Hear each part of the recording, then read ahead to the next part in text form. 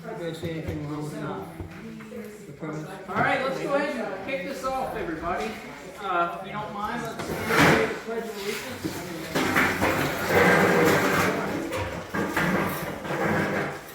I pledge allegiance to the flag of the United States of America and to the republic for which it stands, one nation, under God, indivisible, with liberty and justice for all.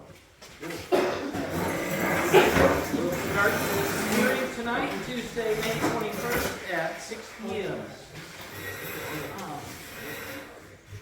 So the purpose of this hearing is to go over some of the ordinances that the planning board has recommended we modify to help protect the town and keep things moving smoothly and keep everyone neighborly. And what I'd like to do is just go down the article items that will be on the warrant on the town meeting on the 22nd in the order that they're on the warrant. I'll read it. The planning board can talk about why we are voting on these changes, and then we'll take questions on each item. Bonnie, welcome to Sumner. Welcome back. Thank you, I appreciate it. Okay, Article 35. To see if the town will vote to accept the dog control ordinance as amended at the public hearing. Full ordinance is available at the town office and website. No motions to amend ordinances will be heard after the public hearing. All right. Article 35, dog control ordinance. I think, guys, if you just want to read just the section that we're looking at amending. Can everybody hear me? I have a voice that doesn't carry very well, so I'll try to yell. So we cleaned up the definition under dangerous dog in section 1. And we took out under voice command, under section 2, and we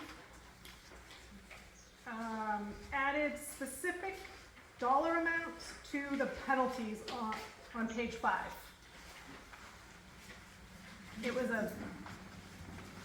was a range, and our current ACO recommended that we do a specific amount, as well as someone that was here from the state also recommended that. So all of the changes that we made were recommended by someone from the state that came to assess a particular situation.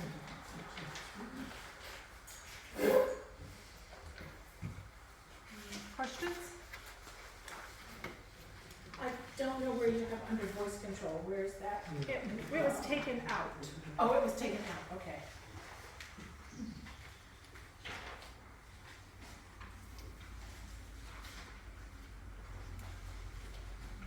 Did anyone need to, essentially the reasoning why, or are we all good with it? Okay? I have a question. Yes, sir. Okay. I haven't had a chance to read all this stuff, but any kind of ordinance like this where it's attaching a fine, what are the criteria to determine that? I assume somebody's got to file a complaint. How do you address that? I mean, you might have a neighbor, they don't get along.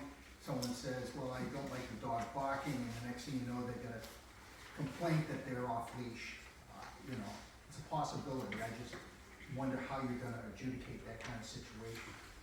So this essentially isn't changing our current ordinance necessarily. It's just adding a dollar amount. So if in the event the fine is required, we have a set amount. So the process in which we do that hasn't changed with ACOs. Warnings are given. Sometimes multiple warnings are given, right, Sean? Yeah. To help someone, if they have a dog that likes to bark or whatever. So I don't know, do you have a specific question or? So No, these, I'm just wondering, how do you adjudicate it? One person says he was walking a dog off leash, the other person says I didn't, and you're gonna end up, Well, we like to get pictures. there you go. Typically, most things are videotaped nowadays. That's good. The reason for the designated numbers on the fees was just because statute essentially allows for a range up to $500, and instead of maybe causing some bad blood because let's just say the animal control officer really didn't like the particular individual and just wanted to fine him $500 on the first offense. Well, by statute, he could choose to fine him $500, but then if he fines somebody else $100, it wouldn't really be fair. So this just kind of makes it cut and dry. Yes? Is there an appeal process in there, in the ordinance? So, a townsperson can appeal anything that is ruled by either any town employee.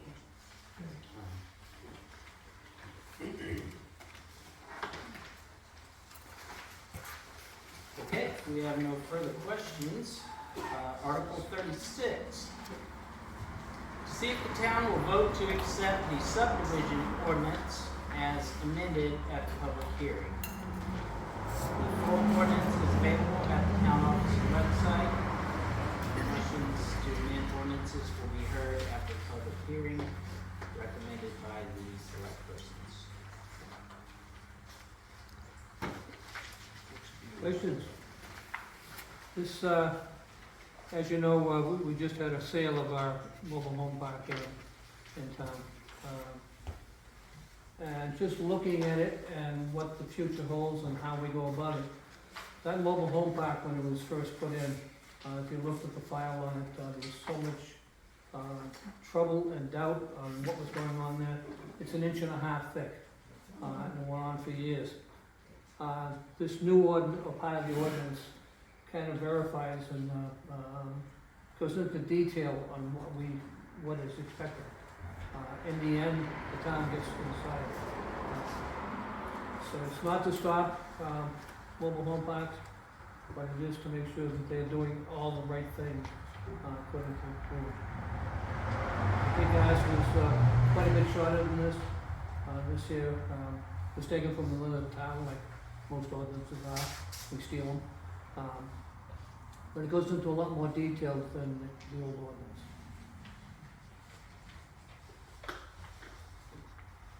Yes.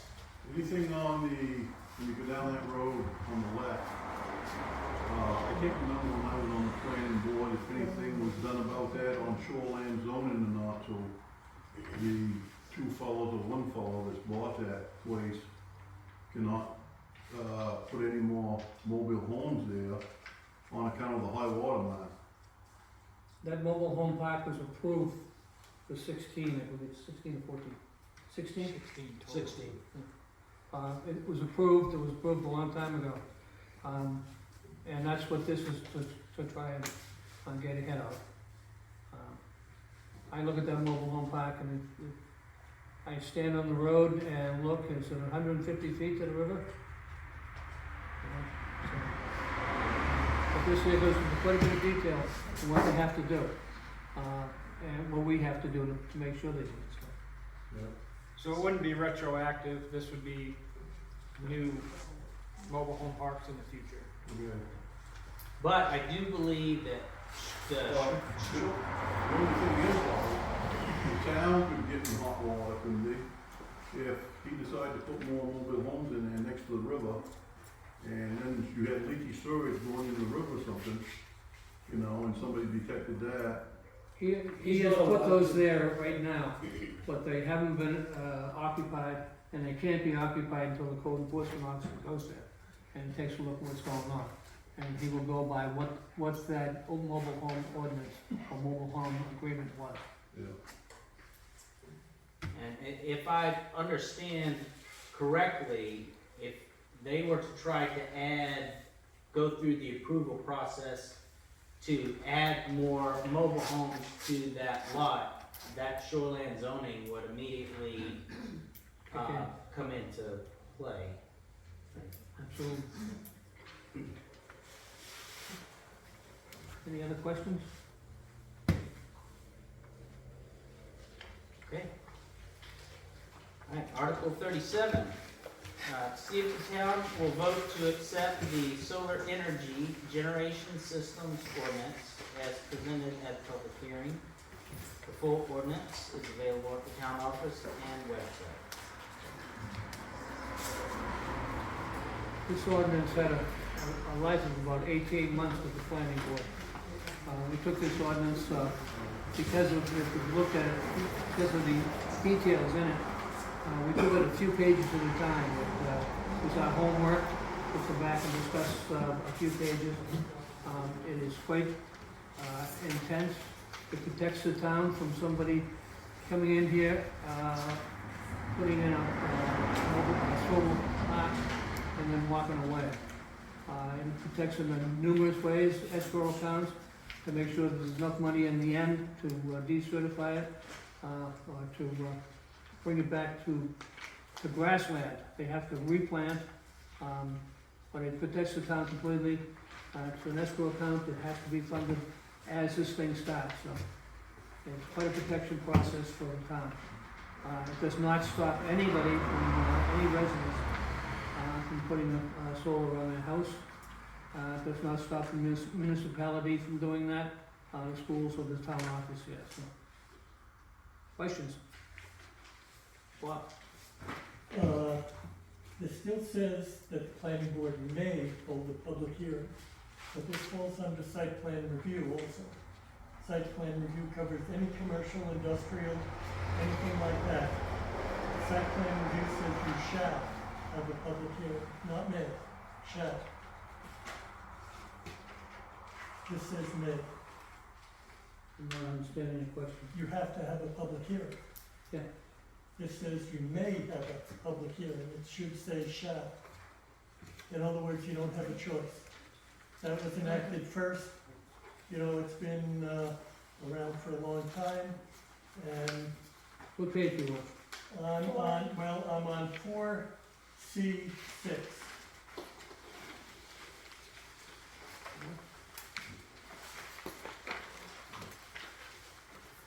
Okay.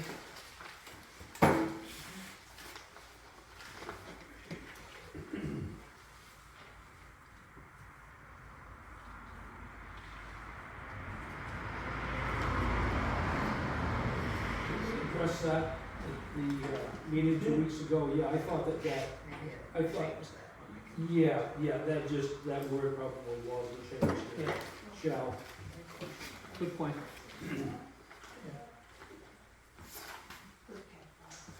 John, I was under the impression that once you have a solar farm or things in your field, and you're saying you have to bring the soil back to its original form, I was under the impression that that was not possible, that the soil had been so baked and so polluted with nothing but heat, that it was not possible.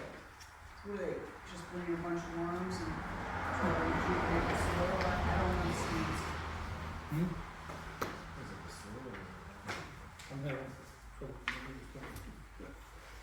I'm not hearing good tonight. Okay.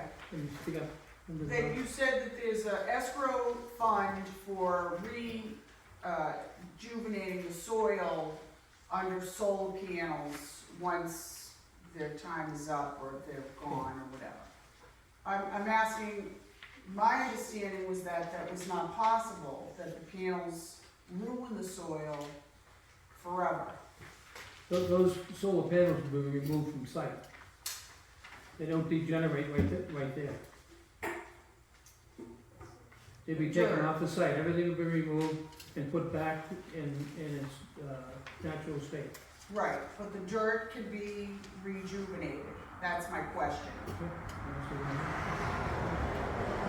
Possible, you know? Yeah, I personally have never heard of that before. Oh, I mean, okay, maybe, I mean, I learn things every day, right, but, I mean, they're basically steel poles that are just driven in the ground to support the panels themselves. right. And once they pull that out of the ground, it should remain the same. I don't know that there's any kind of chemicals that are leaking out of those and into the ground. No, I thought it was more of the heat, whatever, it doesn't. You may know something I don't, I have not heard that before. And soil testing is part of Okay, the ordinance. So. yeah, So I guess worst case, they have to bring new soil in. okay. All right, that's it. Thank you. The shell, I agree with Bob, the shell should be in. Any further questions? Are we, is part of like the size of letting in solar farms in there, is there a limit? And that is up to 100 acres total. Up to 100 acres total, no more than 20 acres per. Someone could come in and do 20 acres in 5 different locations, or it could be 5 acres at a time, but no more than 100 acres total in the town. And what's the value to the town for letting that happen?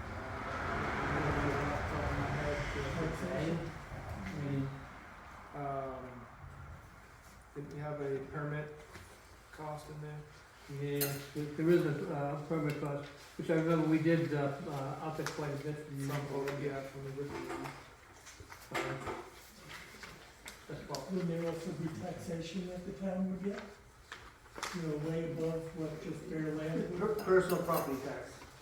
That's it, that's in the town? Yeah, it's not a, There's not much it's not a to it. benefit to have this in the town, realistically, as far as funding taxes. And our chances of having one of these come into town are pretty low, if you really look at it. If you look at West Paris is doing one right at the bottom of Trapona Hill. But if you look at that, they're like a quarter of a mile away from a substation. The cost of per mile is about $1 million. Solar farms like this that aren't within a mile or two usually don't make it. They go belly up and they get sold around a couple times. But it's a large sum of money to bring the high lines in to do that. So our chances, but it is a big precaution for us because it could happen. It's probably an ordinance we're not going to use, but it is there to protect us. Currently, there's nothing stopping anybody from putting in Moratorium. other than the moratorium, since we started working on this. But prior to that, someone could have come in and put in 500 acres, and then we wouldn't have any standing. So without this ordinance, you're saying anybody that, moratoriums would be over, so anybody could come in and do anything they want. So therefore we need some type They of. still come on the site plan review and all that, but it'd be a lot easier to put for. And the escrow part probably took a ton of the monies are actually put in the account, so our account, so we still have access if anything happens.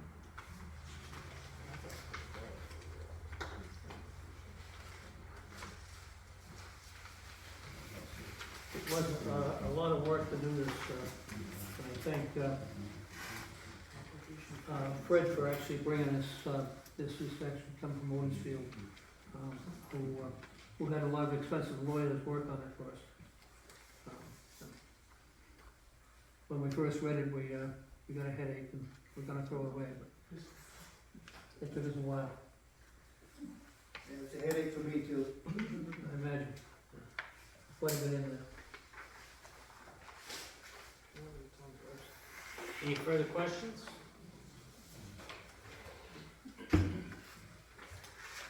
Article 38, see if the town will vote to accept the minimum lot size ordinance as amended at the public hearing. The full ordinance is available at the town office and website.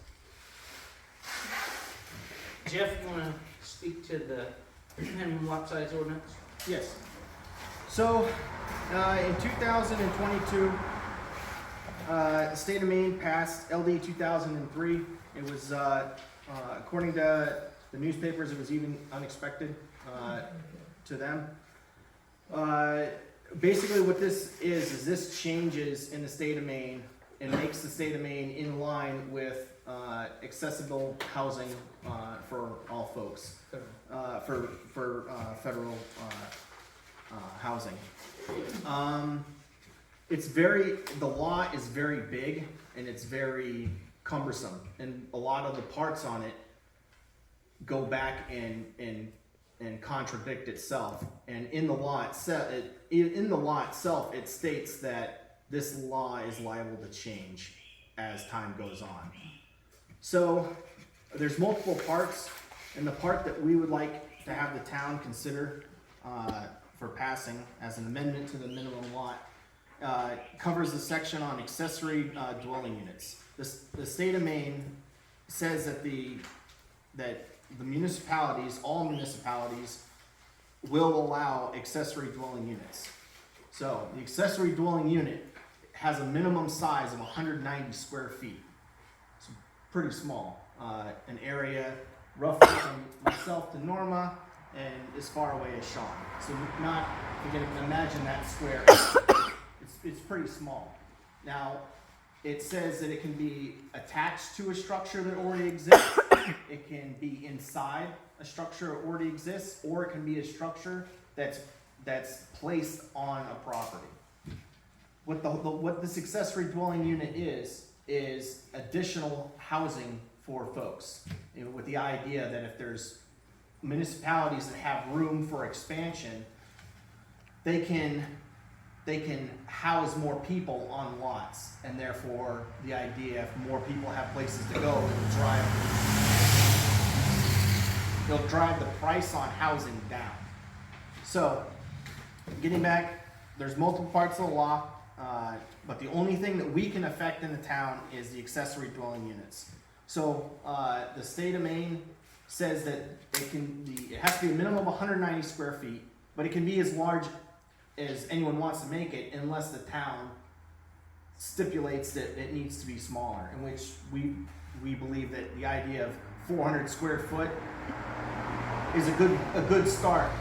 Even in the law itself, it says the difference between an additional housing unit, or basically a single family dwelling unit, and a accessory dwelling unit, which is the add-on, if you will. The definition is really hard to define, and a way to define it easier is by putting a cap on it. When I first left home, my first apartment was a 2-bedroom apartment. It was 720 square feet. So to me, that was a single family dwelling unit. So if an accessory dwelling unit should certainly be smaller than that. And that's what we'd like the town to consider. And what that does, that allows our code enforcement officer the ability to define from townsfolk that a building that they want to build is either another single family house, or if it's an addition. So, that being said, in this addition that we'd like to add, the only governing body in our town that will have any sort of oversight over these accessory dwelling units is the code enforcement officer.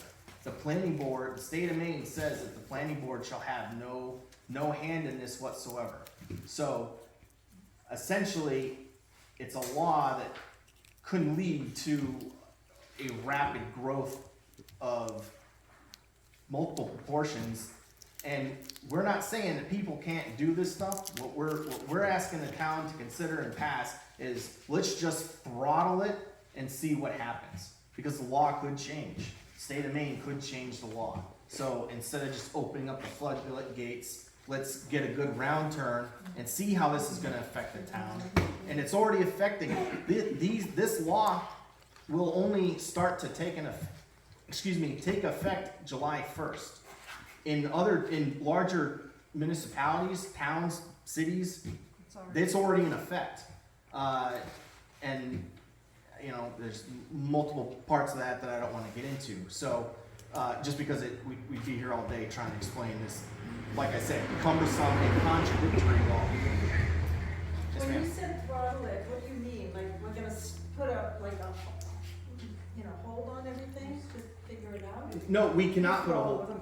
We Yeah. So, yeah, we're gonna see how this changes. So the state of Maine says we shall allow accessory dwelling units on your home. So if you had, let's just say you had 2 acres, you could just, the state of Maine says we can't stop you from putting a 190 square foot home as an addition onto your home or in your yard all over the place. So you could have 1 or you could have 50.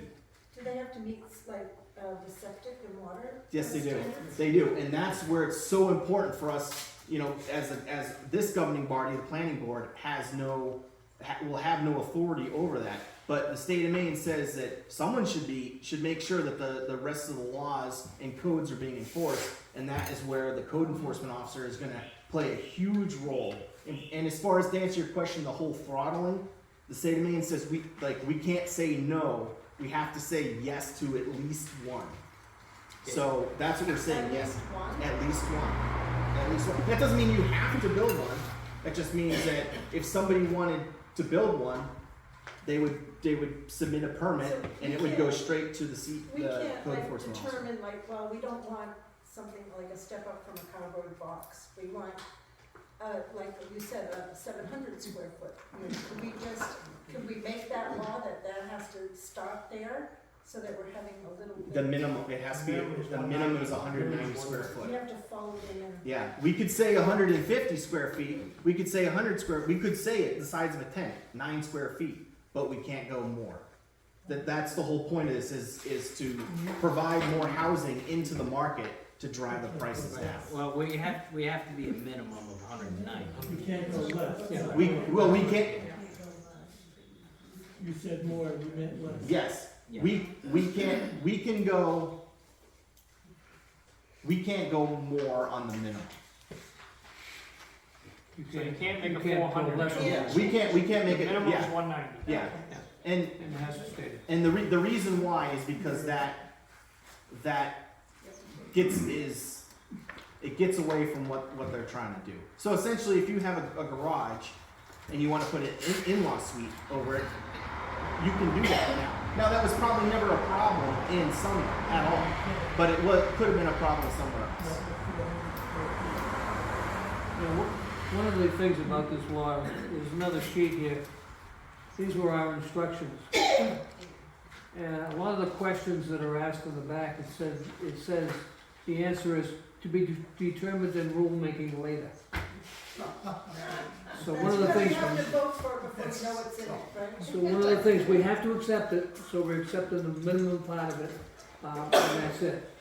So we can find out what rulemaking is gonna make later and see where we stand. But if we don't accept this, then the state is in charge of it. Real quick before we get to your question, Fred, I think you had something to add. Well, I just want to clarify something. He mentioned that I'm the one responsible, that in this town, the planning board approves all building notifications. So it's not me. All I do is I'm responsible for making sure it's done according to code. And in this case, for this ADUs, the accessory dwelling units, it does have to meet certain criteria, including water and septic. So if you've got 2 bedrooms, you'd have to meet the septic design to accommodate those 2 bedrooms. So it's in addition to your regular dwelling unit of your house.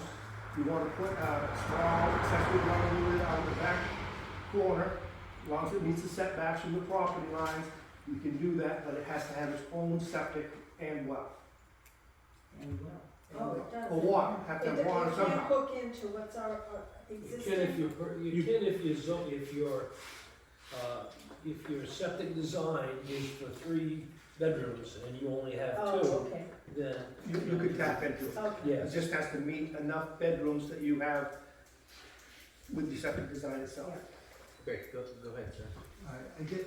I haven't read all this material because I just got it, but, it looks to me like a lot of people could really abuse Yes, sir. the intent here. Yes, They sir. can basically run amok of your building lot guidelines. Yes. You know, there's gonna be people that say, well, hell, I can double up, put another house on my lot and then sell it. Are there any restrictions on time frame? Can someone build another house and then immediately flip them? Because that's obviously an abuse of what the intent is. This is a part of the law that, it's not that I wanna keep it from the town, it's beyond what this is. Essentially, if somebody wants to build another house, according to the law, they can. They can. And the house will have to, that would be considered an additional housing unit, not an accessory dwelling unit. And those two very close, not described well terms in the law is going to be a difficult thing for the planning board and the code enforcement officer to manage together. But, you know, by defining it here, that gives us a place to start. So, but you're absolutely right, and you touched it with a needle. There's some tough issues around both water and septic. You know, can they start connecting multiple dwellings to the same septic system? The septic, There's some places that don't even have their own water. so if the septic meets, the current septic that's in the ground meets the standard, they would be fine for these accessory dwelling units. If it doesn't, they're gonna have to increase their septic size and then provide that information to the code enforcement officer, you know, as proof that they're following law. Yes, ma'am. So essentially what the state is doing with this law is they're doing away with all of our minimum lot sizing ordinances. Not exactly. So, Not saying that. yeah, not exactly. They're trying to add more houses. So, if somebody adds additional housing units to 2 acres, according to the law, that looks legitimate. What we're waiting to find out from a lawyer is to find out what does that exactly mean for when they go to sell, because this does not abolish our 2-lot minimum acreage. So I don't want to go too far in the weeds, because this doesn't cover those additional housing units. This is just for the accessory dwelling units. Could an accessory dwelling be a trailer? Yes. So in other words, someone could connect, I forget the limit, 4, they could bring in 4 trailers? No, for the accessory dwelling units, that we're saying, if this gets passed by the town, we're saying 1. We're saying 1, and that's not the same thing as an additional housing unit. And that's why we picked 400 square feet, because the smallest trailers are like 740 square feet. So that way that rules those out. And otherwise, someone may be trying to pull up a trailer and attach it to their. So you can't restrict the minimum, but you can restrict the we could put a cap on the overall size, because essentially you are right. Somebody who wants, someone who's unscrupulous perhaps could abuse the law, and could abuse the law. Hopefully we don't have that, but that's where it would fall to the code enforcement officer to review that and then say, by the guidelines, by good sense, somebody is not trying to do an accessory. This would be considered an additional housing. You consider this whole ordinance to be something that's gonna keep a lot of lawyers busy in the end. Richard had to say that first, and then They ought to stipulate no campers. Well, You're getting a lot of that crap, you're getting it through other towns, and we don't need campers all over the place. and you're absolutely right. Because they just bring their trash in and you dump it. But in the law, we cannot define in our ordinance. We can't single out any named thing. Why can't you just say a built dwelling or something like that? And eliminate campers? Do you have the section 10 right in front of you?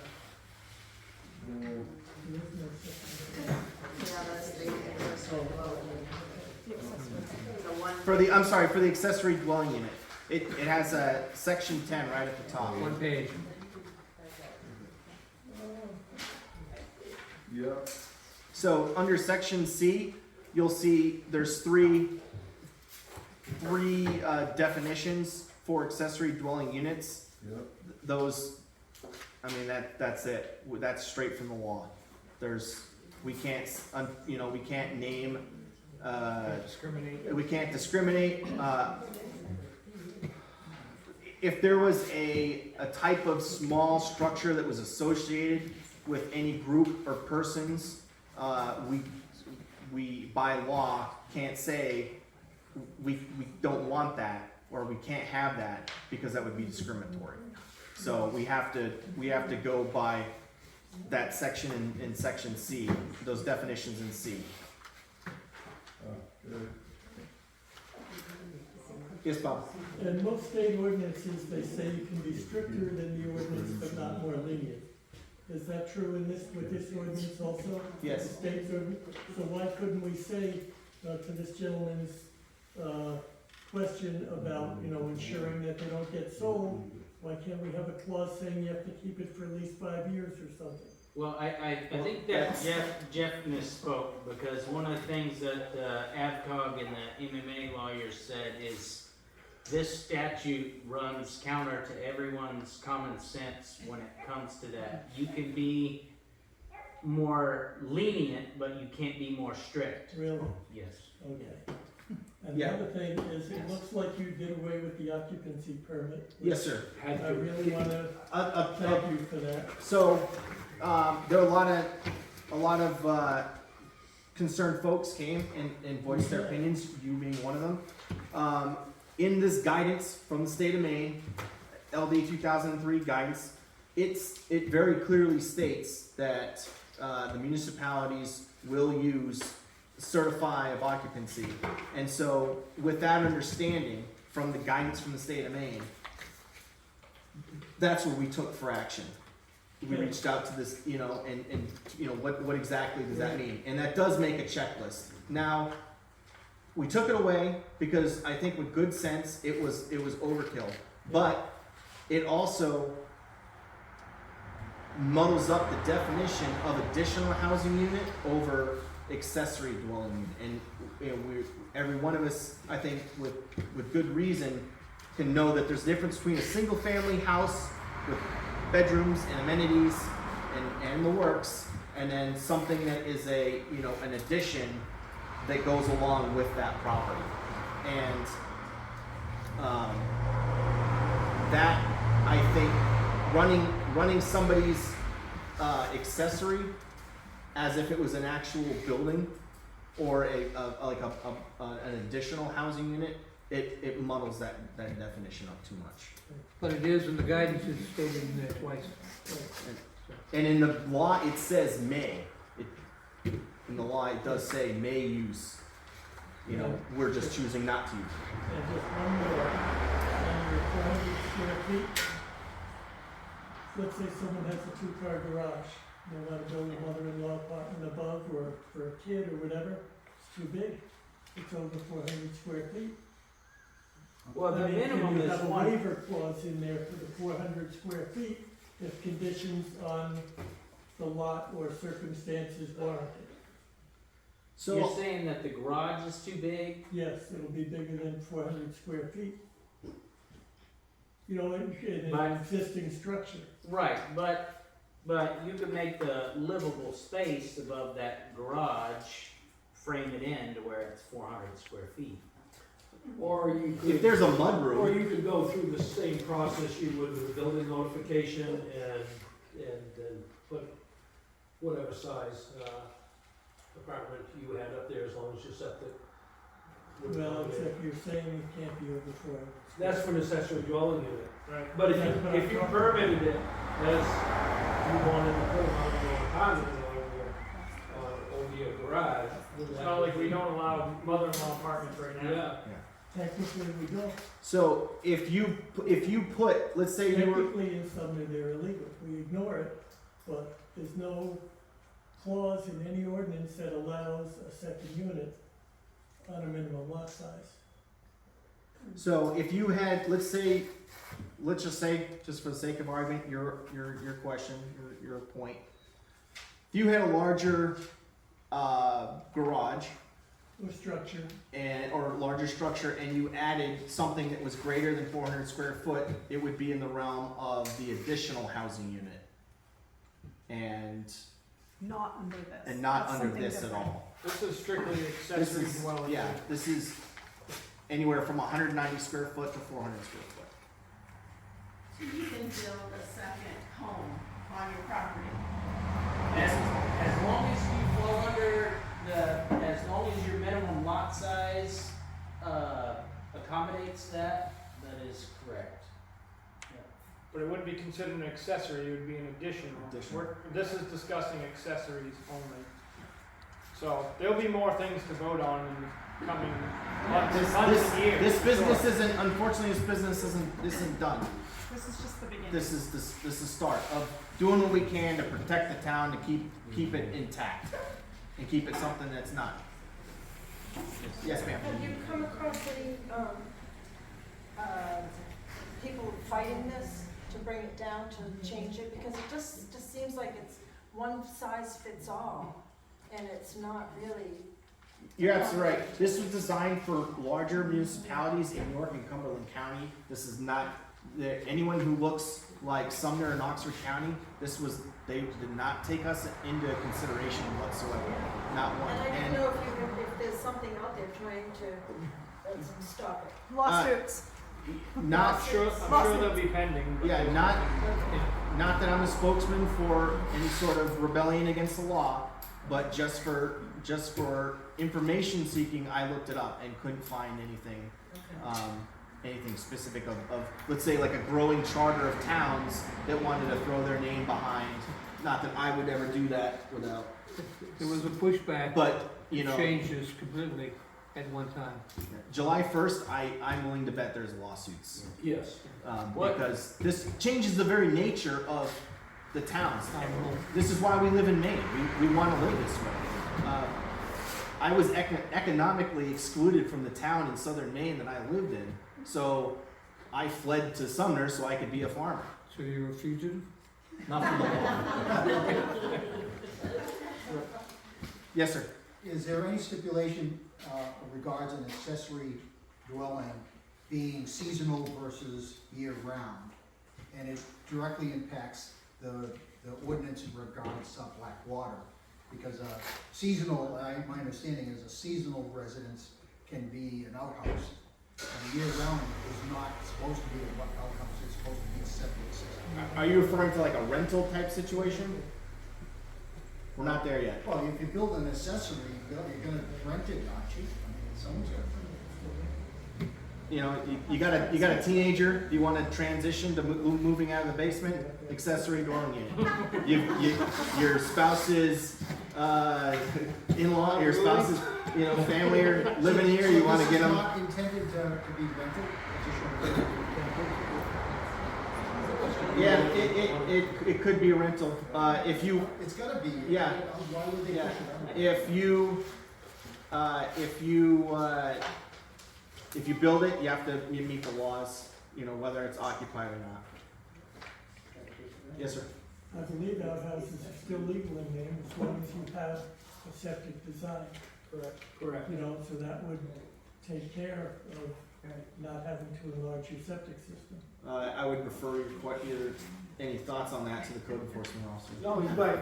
Because the planning board can't stipulate anything with accessory dwelling It's units. still legal in Maine, That's true.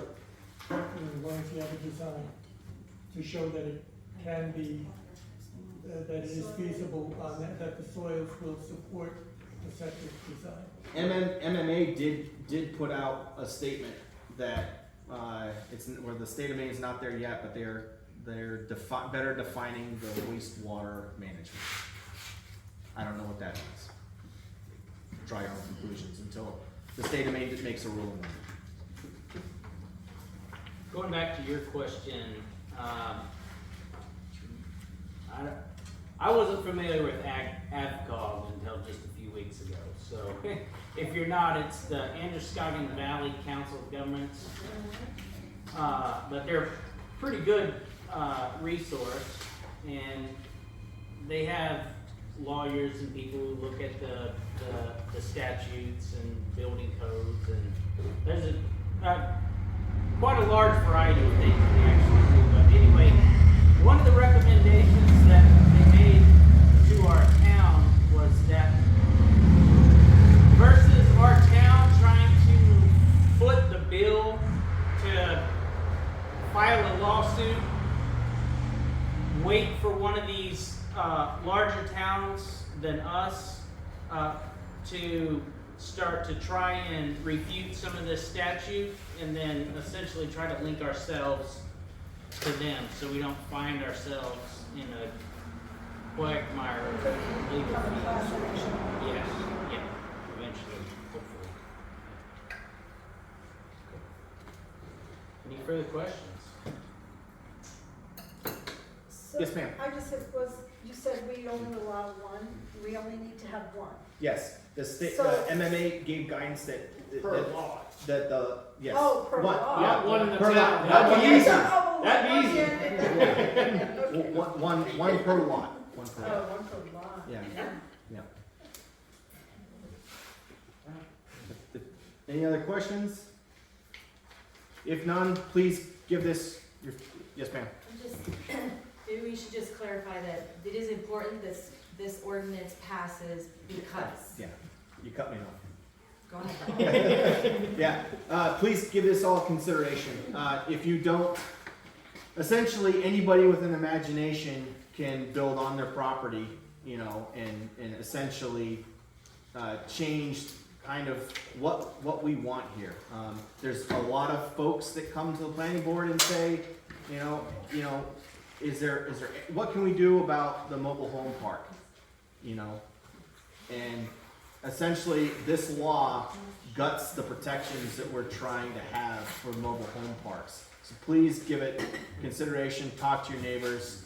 My number is on the website for the town. Please give me a call if anyone wants any information from me. I'm willing to talk to anybody anytime. And remember what I said about this, to be decided at rulemaking later. But it does go into To me, effect July this- 1st, so we need something. There's plenty of reading and resources out there that we have at the town office if you want to dig into this further before you make your vote on the 22nd. Cool.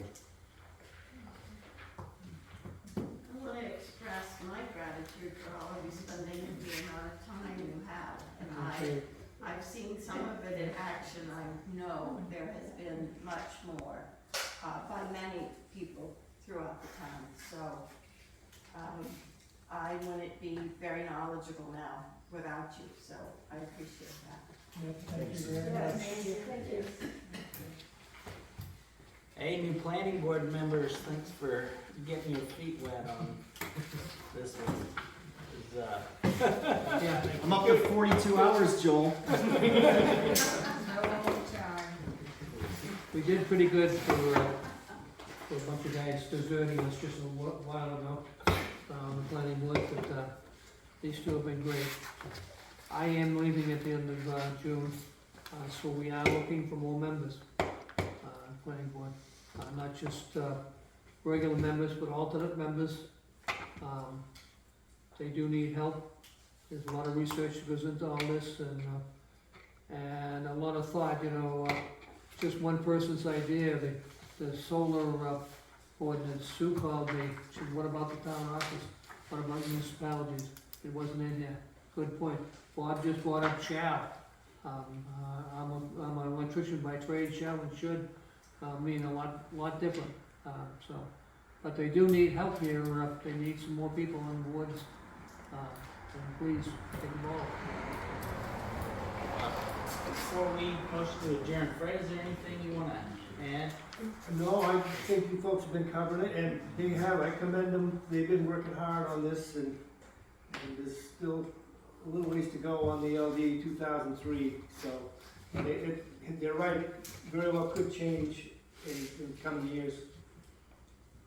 But we've got to deal with it, it's state law, And when I don't personally like, and a lot of code officers don't like, it's being forced on us, and we don't particularly like it. And there are people that are lawyers and so forth that are negotiating the legislature on this, so. But for now, we're gonna have to deal with it.